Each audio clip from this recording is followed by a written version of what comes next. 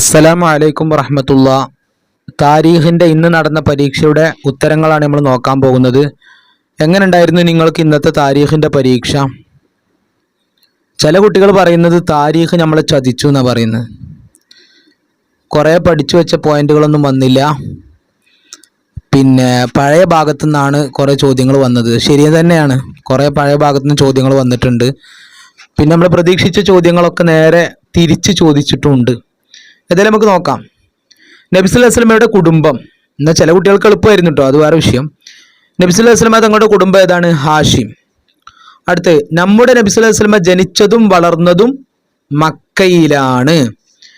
അടുത്ത്, ഇബ്രാഹിം നബി അലൈഹിസ്സലാമിൻ്റെ മകൻ, ഇബ്രാഹിം നബി അലൈഹിസ്സലാമിയുടെ മകൻ ഇസ്മായിൽ അലൈഹിസ്സലാം. ഇസ്മായിൽ അലൈഹിസ്സലാം. അടുത്ത്, ആമിന ബീവിയുടെ പിതാവ് വഹബ്. വഹബ്. അടുത്ത, നബിയുടെ പിതാമഹൻ അബ്ദുൽ മുത്തലിബ്. കണ്ടോ, അബ്ദുൽ മുത്തലിബ്. അടുത്ത, നബി സല്ലല്ലാഹു അലൈഹി വസല്ലമ വിവാഹം ചെയ്തു ഖദീജ ബീവിയെ റളിയല്ലാഹു അൻഹ. അടുത്ത,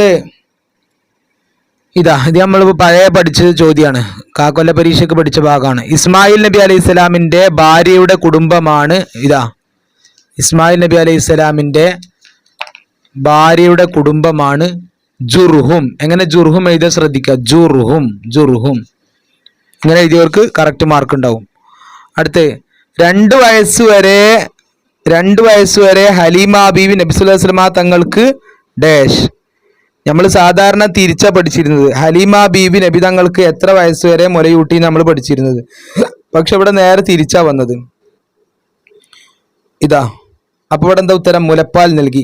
2 വയസ്സ് വരെ ഹലീമ ബീവി റളിയല്ലാഹു അൻഹ നബി തങ്ങൾക്ക് ഡാഷ് എന്താ? മുലപ്പാൽ നൽകി. ഇനി മുലയൂട്ടി എന്ന് എഴുതിയാലും ശരി കിട്ടും കേട്ടോ, കാരണം അതന്നെയാണ് അതിൻ്റെ ഉത്തരം. മുലപ്പാൽ നൽകി എന്നാകുമ്പോൾ കറക്റ്റ് ആൻസറായി. ഇനി അടുത്തത് എന്താണ്? കുട്ടിയുമായി ഉമ്മു ഐമൻ മക്കയിലെത്തുകയും അബ്ദുൽ മുത്തലിബിനെ ഡാഷ്. ഇതും നമ്മൾ പഠിച്ചിരുന്നത് എന്താണ്? കുട്ടിയെ ആരാണ് മക്കയിൽ എത്തിച്ചത്? ഉമ്മു ഐമൻ. ആരെ ഏൽപ്പിച്ചു? അബ്ദുൽ മുത്തലിബിനെ. പക്ഷെ അബ്ദുൽ മുത്തലിബിന് ഡാഷ് എന്നുള്ളത് നമ്മൾ എന്താക്കിയില്ല, ശ്രദ്ധിച്ചിട്ടില്ല. അപ്പോൾ അങ്ങനെ ഒരു ഭാഗമാണ് അവിടെ പരീക്ഷയ്ക്ക് വന്നത്. അപ്പോൾ എന്താ അതിൻ്റെ ഉത്തരം? അബ്ദുൽ മുത്തലിബിനെ ഏൽപ്പിക്കുകയും ചെയ്തു. കണ്ടോ, ഏൽപ്പിക്കുകയും ചെയ്തു. ഇനി ഒരാളെ ഏൽപ്പിച്ചു എന്ന് എഴുതിയാലും മാർക്ക് കിട്ടും കേട്ടോ. ഏൽപ്പിക്കുകയും ചെയ്തു. പിന്നെ അടുത്ത ചോദ്യം, നബി സല്ലല്ലാഹു അലൈഹി വസല്ലമയുടെ 8-ാം വയസ്സിൽ ഉപ്പാപ്പയും ഇതാ അവിടെ മരണപ്പെട്ടു എന്ന് എഴുതിയാലും ശരിയാവും. ഇവിടെ ടെക്സ്റ്റ് ബുക്കിൽ എന്താണ്? ഇഹലോകവാസം വെടിഞ്ഞു. ഇഹലോകവാസം വെടിഞ്ഞു. ഇവിടെ അങ്ങനെയുള്ളത് ഇതുപോലെ എഴുതിയ കറക്റ്റ് മാർക്ക് കിട്ടും. ഇനി വഫാത്തായി എന്നോ മരണപ്പെട്ടു എന്നൊക്കെ എഴുതിയാലും കുഴപ്പമൊന്നുമില്ല. അടുത്ത്, 42 വർഷമാണ് നബി സല്ലല്ലാഹു അലൈഹി വസല്ലമ തങ്ങൾ പിതൃവ്യന്റെ. ഇവിടെ നമ്മൾ നേരെ തിരിച്ചാ പഠിച്ചിരുന്നത്. എങ്ങനെ? അബൂ താലിബിന്റെ സംരക്ഷണത്തിൽ നബി തങ്ങൾ എത്ര കാലം കഴിഞ്ഞുകൂടി എന്നാണ് നമ്മൾ പഠിച്ചത്. എത്ര വർഷം? 42 വർഷം എന്നാണ് പഠിച്ചത്. പക്ഷെ ഇത് നേരെ തിരിച്ചാ ചോദിച്ചത്. 42 വർഷമാണ് നബി സല്ലല്ലാഹു അലൈഹി വസല്ലമ തങ്ങൾ പിതൃവ്യന്റെ തണലിൽ, അല്ലെ, തണലിൽ വളർന്നത്. കണ്ടോ, പിതൃവ്യന്റെ തണലിൽ വളർന്നത്. അങ്ങനെ എഴുതണം. അടുത്ത ചോദ്യം, ഉത്തരം എഴുതാം. ഇത് വളരെ സിമ്പിളായ ചോദ്യമായിരുന്നു. ഉപരോധം കാരണം നബി കുടുംബം താമസിച്ചത് എവിടെയാണ്? ഷിഅബിൽ. അടുത്തത്, ആമിന ബീവിക്ക് വഫാത്താകുമ്പോൾ എത്ര വയസ്സായിരുന്നു? 20 വയസ്സായിരുന്നു. അത് 20 അക്കത്തിൽ എഴുതിയാലും ഇനി അറബി മലയാളത്തിൽ എഴുതിയാലും ഉത്തരം ശരി തന്നെ. ഈ കുട്ടിയിൽ അന്ത്യപ്രവാചകരുടെ ലക്ഷണങ്ങൾ കാണുന്നു എന്ന് പറഞ്ഞത് ആരാണ്? 6-ാമത്തെ പാഠത്തിൽ കണ്ടില്ലേ? ഒരു ജൂത പണ്ഡിതൻ നബിതങ്ങളെ കണ്ടുമുട്ടി തൗറാത്തിൽ ഒരു അന്ത്യപ്രവാചകനെ കുറിച്ച് പറയുന്നുണ്ടെന്നും ആ പ്രവാചകന്റെ എല്ലാ ലക്ഷണങ്ങളും ഈ കുട്ടിയിൽ കാണുന്നുണ്ടെന്നും അദ്ദേഹം നബിതങ്ങളുടെ കൂടെയുള്ളവരെ അറിയിച്ചു. അപ്പോൾ ഈ ചോദ്യത്തിന്റെ ഉത്തരം, ഈ കുട്ടിയിൽ അന്ത്യപ്രവാചകരുടെ ലക്ഷണങ്ങൾ കാണുന്നു എന്ന് പറഞ്ഞതിന്റെ ഉത്തരം ബഹീറ നസ്തൂർ. അതൊന്നുമല്ല. എന്താണ് ഉത്തരം? ജൂത പണ്ഡിതൻ. അതാണ് ഉത്തരം, ഒരു ജൂത പണ്ഡിതൻ. പിന്നെ അടുത്ത ചോദ്യം, ജബൽ നൂർ എവിടെ സ്ഥിതി ചെയ്യുന്നു? കുറച്ച് കടുപ്പുള്ള ചോദ്യമാണ്. ജബലുന്നൂർ എവിടെ സ്ഥിതി ചെയ്യുന്നു എന്നുള്ളത് അതുപോലെ കാണാതെ പഠിച്ചവർക്ക് ഉത്തരം എഴുതാൻ കിട്ടും. ജബലുന്നൂർ എവിടെ സ്ഥിതി ചെയ്യുന്നു? ഇതാ, പരിശുദ്ധ കഅബയുടെ കിഴക്കായി ഏകദേശം 6 കിലോമീറ്റർ അകലെ ഉയർന്നു നിൽക്കുന്ന മലയാണ് ജബലുന്നൂർ. അത് അങ്ങനെ തന്നെ എഴുതിയാലേ മാർക്ക് ഉണ്ടാവുള്ളൂ. പിന്നെ അടുത്ത ചോദ്യം, കഅബ പുനർനിർമ്മാണത്തിലുണ്ടായ തർക്കം ഏത് കാര്യത്തിലാണ്? ഇത് നമ്മൾ പഠിച്ചതാണ്. ഏത് കാര്യത്തിലാണ്? ഹജറുൽ അസ്വദ് യഥാസ്ഥാനത്ത് ആര് വെക്കും? നമ്മൾ പഠിച്ച ചോദ്യമാണ്, എല്ലാവരും എഴുതിയിട്ടുണ്ടാവും അല്ലേ? ഹജറുൽ അസ്വദ് യഥാസ്ഥാനത്ത് ആര് വെക്കും? ഹജറുൽ അസ്വദ് യഥാസ്ഥാനത്ത് ആര് വെക്കും? അതിലാണ് തർക്കം. അടുത്തത്, സുവൈബത്തുൽ അസ്ലമിയ നബി തങ്ങൾക്ക് മുലയൂട്ടിയ കാലം. കണ്ടോ, ഇത് നമ്മൾ ഒരിക്കലും പ്രതീക്ഷിക്കാത്ത ഒരു ചോദ്യമാണിത്. കാരണം നമ്മൾ പഠിച്ചത് നബി തങ്ങൾക്ക് മുലയൂട്ടിയ ഉമ്മമാരെ പേര് നമ്മൾ പഠിച്ചിട്ടുണ്ട്. പക്ഷേ അതുപോലെ തന്നെ ഹലീമ ബീവി മുലയൂട്ടിയ കാലം നമ്മൾ പഠിച്ചിട്ടുണ്ട്. പക്ഷെ സുവൈബത്തുൽ അസ്ലമിയ മുലയൂട്ടിയ കാലം എന്ന് പറയുന്ന ചോദിക്കും നമ്മൾ ഒരിക്കലും വിചാരിച്ചിട്ടില്ല. എന്താണ് അവിടെ? ഏതാനും ദിവസം. അതാണ് അതിൻ്റെ ഉത്തരം. ഏതാനും ദിവസം സുവൈബത്തുൽ അസ്ലമിയ മുലയൂട്ടി എന്നാണ്. അപ്പോൾ പ്രതീക്ഷിക്കാതെ വന്നൊരു ചോദ്യമാണ് അത്, ഏതാനും ദിവസം.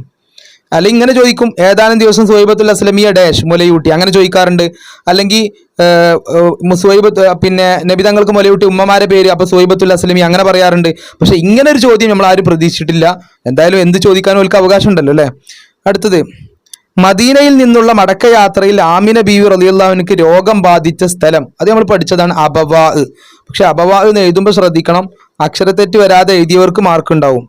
എവിടെ? അബവാ. രോഗം ബാധിച്ച സ്ഥലം വഫാത്തായ സ്ഥലം ഒന്ന് തന്നെയാണ്. എന്താണ്? അബവാ. ഇങ്ങനെ എഴുതണം. അടുത്ത ചോദ്യം, മദീനയിൽ നിന്നുള്ള മടക്കയാത്രയിൽ ആമിന ബീവിക്ക് രോഗം. അടുത്ത്, അബ്ദുൽ മുത്തലിബിന്റെ മകൻ. അബ്ദുൽ മുത്തലിബിന്റെ മകൻ. അപ്പോൾ അതെന്താണ് അബ്ദുൽ മുത്തലിബിന്റെ മകൻ? ഇതാ, അബ്ദുൽ മുത്തലിബിന്റെ മകനാണ് അബൂ ത്വാലിബ്. ഇതാണ് അതിൻ്റെ ഉത്തരം, അബൂ ത്വാലിബ്. അടുത്ത ചോദ്യം,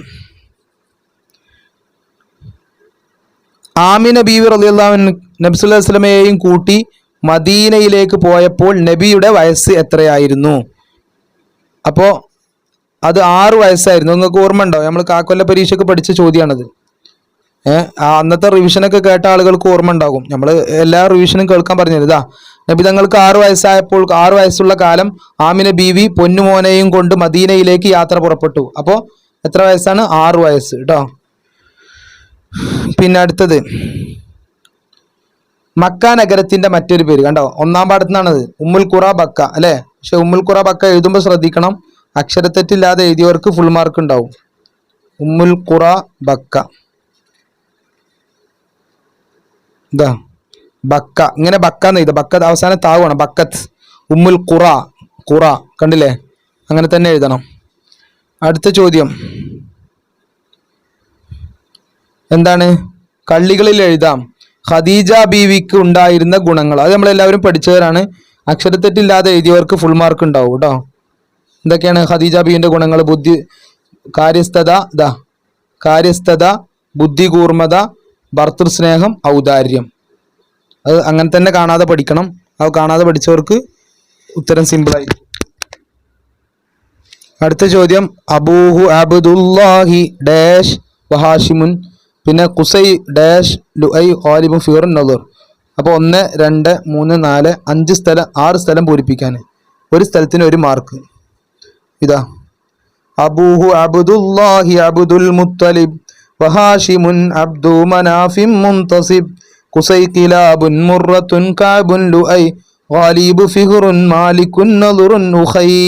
അപ്പോൾ അത് പൂർത്തിയാക്കി എഴുതിയവർക്ക് ഫുൾ മാർക്ക് ഉണ്ടാവും. ഏതായാലും നിങ്ങൾക്ക് എങ്ങനെ ഉണ്ടായിരുന്നു പരീക്ഷ എന്നൊക്കെ അറിയിക്കുക. അസ്സലാമു അലൈക്കും വറഹ്മത്തുള്ളാഹി.